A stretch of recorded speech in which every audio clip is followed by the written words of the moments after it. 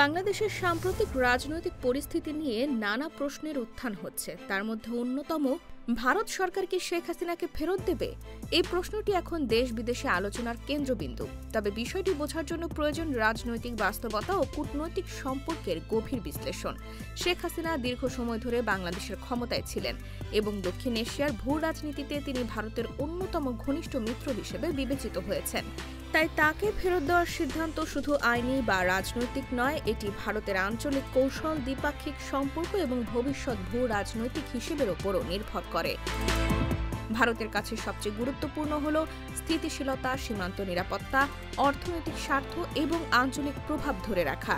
সুতরাং শেখ হাসিনাকে ফেরত পাঠানো হবে কিনা এটাই এখন বড় প্রশ্ন নয়, বরং বড় প্রশ্ন হল ভারতের কৌশলগত স্বার্থ কোন দিকে যাচ্ছে এবং সেই স্বার্থের সঙ্গে শেখ হাসিনার অবস্থান কতটা সামঞ্জস্যপূর্ণ।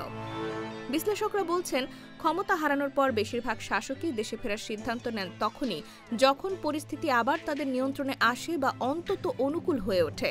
শেখ হাসিনার ক্ষেত্রেও একই বাস্তবতা প্রযোজ্য হতে পারে। স্থিতিশীলতার নিশ্চয়তা, আইনগত নিরাপত্তা এবং রাজনৈতিক পরিবেশ তার পক্ষে না থাকলে ফেরত আসা সাধারণত ঝুঁকিপূর্ণ হিসেবেই ধরা হয়। তাই পর্যবেক্ষকদের মতে, পরিস্থিতি নিজের পক্ষে না আসা পর্যন্ত অপেক্ষা করা এটাই ইতিহাসে বহু শাসকের অনুসৃত পথ এবং শেখ হাসিনার সম্ভাব্য সিদ্ধান্ত সেই পরিচিত রাজনৈতিক গতিবিধির মধ্যেই সীমাবদ্ধ থাকতে পারে।